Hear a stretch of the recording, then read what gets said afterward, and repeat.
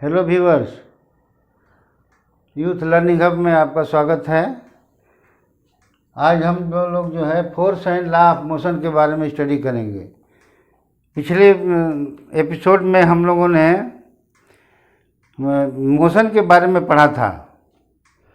तो मोशन पर जो है मोशन इन स्ट्रेट लाइन, इसको जो है हम लोगों ने अलग अलग कंडीशन से शुरू किया था, वेलोसिटी, स्पीड, एक्सेलरेशन वगैरह पे। आज हम मोशन से लेकर के थोड़ा सा हम फोर्स के बारे में बताते हैं। फोर्स जो भी कोई भी चीज़ है, सपोज कर लीजिए अगर हम कोई भी चीज़ को हिट करते हैं, सपोज स्टडी स्थिति में है अगर जो वो, तो उस पर हमको कोई चीज़ एफोर्ट लगाएंगे तभी वो जो है कुछ दूरी डिस्टेंस कवर करेगी। जैसे स्टडी पोर्शन में कोई वस्तु है, उस पर हम धीरे से जो मारते हैं तो शायद हो सकता अपना ओरिजिनल पोजीशन न छोड़े, लेकिन अगर थोड़ा सा स्पीड से या कोई फोर्स ज़्यादा लगाएं, उस पर एफर्ट हम ज़्यादा लगाएं तो वो थोड़ा सा डिस्टेंस कवर करेगी। तो इस तरह से देखते हैं कि कोई भी चीज़ जो है बिना एफर्ट के अपनी जो है ओरिजिनल पोजीशन वो नहीं छोड़ती है। तो ये जो फोर्स हम किसी भी चीज़ पर लगाते हैं, इसी को हम जो है फोर्स कहते हैं। फोर्स दिखाई नहीं देती है, फोर्स केवल महसूस किया जा सकता है कि ये फोर्स लगाया जा रहा है। तो फोर्स के बारे में जो है आप जैसे सपोज कर लीजिए, ये फोर्स जो है कोई भी फोर्स है किसी बाल के ऊपर लगाते हैं तो वो जो उससे उसकी स्पीड बढ़ती है, एक्सेलरेशन उसका बढ़ता है। तो वो जो है एक्सेलरेशन बढ़ने से उसके अंदर जो है आगे दूर दूर कवर करने की जो है कैपेसिटी बन जाती है फोर्स की वजह से।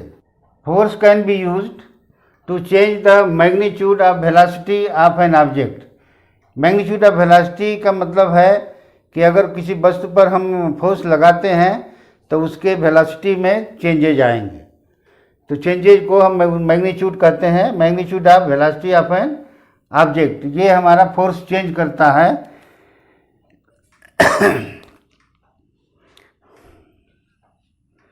अब जब इसमें चेंज आएगा मैग्नीट्यूड में तो ऑब्जेक्ट मूव करती है। ऑब्जेक्ट जो है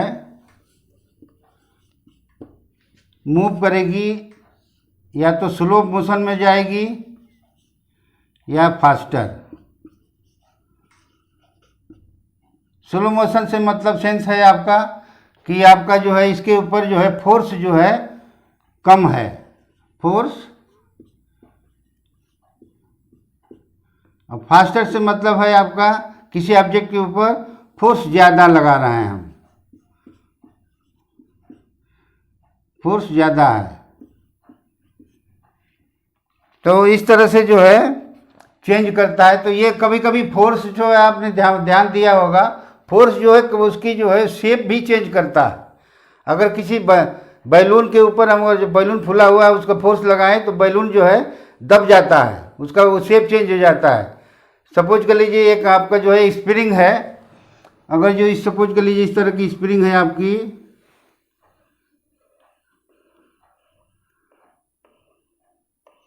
इसके ऊपर अगर जो हम फोर्स लगाएं तो ये बढ़ जाएगी, और बढ़ करके ये कितनी बड़ी हो जाएगी, लाइक दिस।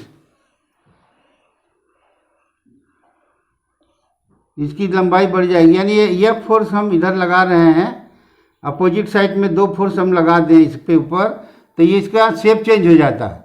यानी कि फोर्स जो है उसकी शेप भी बदल देता है किसी भी चीज़ का, ओनली वेलोसिटी नहीं, उसका शेप बदल देता है। Force can be use to change the magnitude and velocity of the object. इसमें दो तरह की फोर्स आती है, बैलेंस फोर्स और अनबैलेंस फोर्स।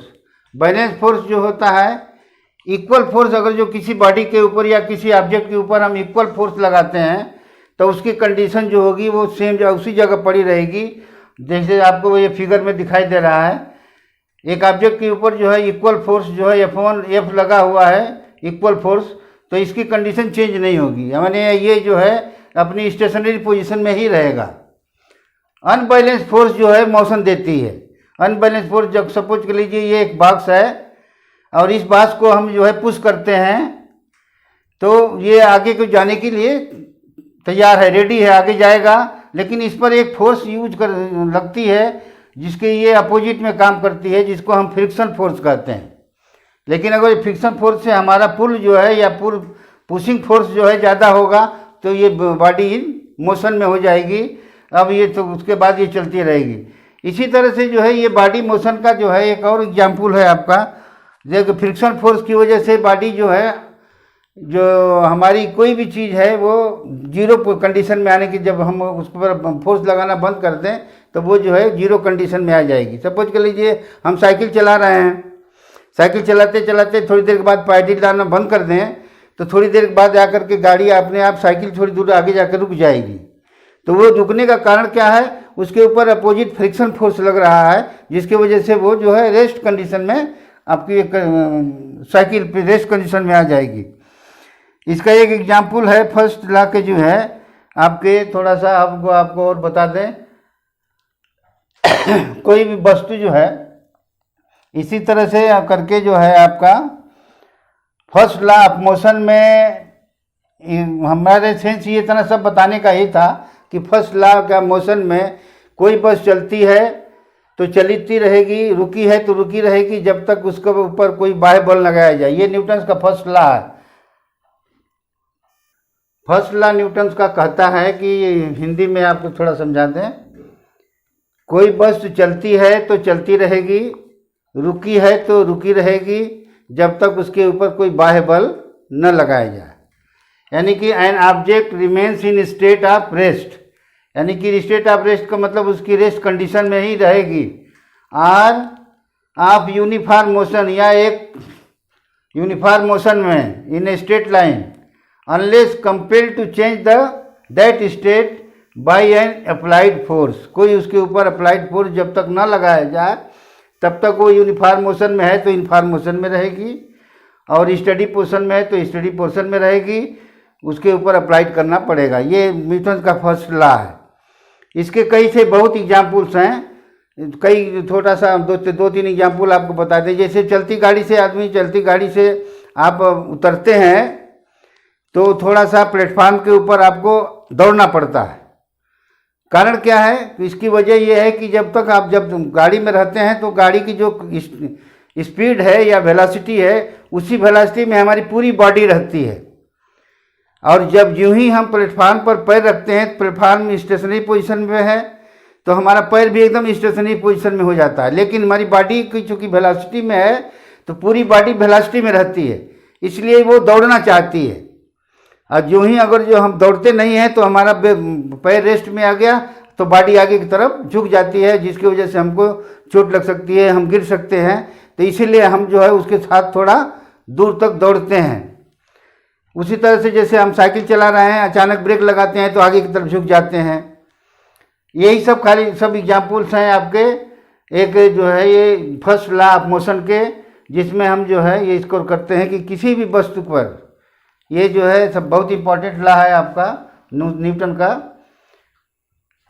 एग्जाम्पल में बहुत कुछ है इसके लिए, ये हमने शॉर्ट में आपको थोड़ा सा बता दिया है। ये खाली बॉक्स है, उसको हम धक्का मारते हैं तो वो कम फोर्स पे ही आगे जाएगा। लेकिन अगर जो वो किताबों से भर दिया जाए और उस पर हम फोर्स लगाएं तो हमको एफोर्ट ज़्यादा करना पड़ेगा। यानी कि इसमें जो है मास अगर जो उसका किसी चीज़ का बढ़ता है तो भी हमारी जो है इस लॉ में जो है एक मास, आप इसको इसीलिए इस लॉ को दूसरा नाम जो है इस लॉ का नाम है लॉ कहते हैं इनर्शिया डिपेंड्स ऑन द मास। तो मास क्या है, जैसे एग्जाम्पल के तौर पे अगर हम जो है एक बाल को मारते हैं तो धीरे से मारते हैं तो दूर चली जाती है, लेकिन उसी साइज का एक पत्थर को और उसी फोर्स से मारें तो उस पर कुछ नहीं होगा, बल्कि हमारे हाथ में चोट लग जाएगी, पैर में चोट लग जाएगी। तो इसका मतलब हुआ कि मास डिपेंड्स ऑन द, कोई भी चीज़ का मास जो है, मास के ऊपर ही उसकी हम फोर्स लगाने पर उसकी स्पीड या वेलोसिटी डिपेंड करती है। तो मास जो है जैसे जैसे मास बढ़ता जाता है उसके ऊपर फोर्स अप्लाइड भी बढ़ता जाएगा, और जब फोर्स अप्लाइड बढ़ेंगे तभी उस पर स्पीड बढ़ेगी। तो इसीलिए इसको हम जो कहते हैं लॉ ऑफ इनर्शिया के नाम से भी जाना जाता है, law of inertia.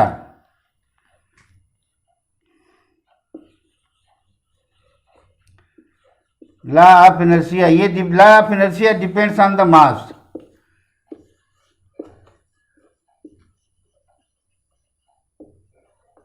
Depends on the mass, किसी भी वस्तु के लिए, ये किसी चीज़ के लिए भी डिपेंड करता है। मास अगर जो उसका मास है उसमें, तो हमको जो है ज़्यादा मास होगा तो हमको जो है फोर्स ज़्यादा लगानी पड़ेगी, कम मास होगा तो उसको फोर्स कम लगाना पड़ेगा। The mass of an object is the measure of its inertia.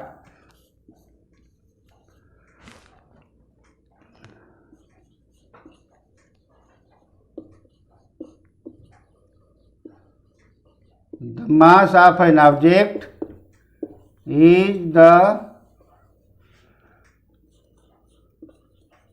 measure of its inertia।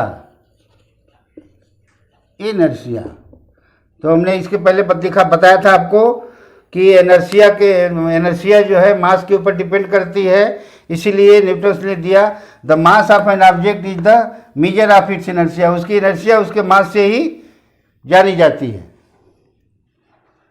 कभी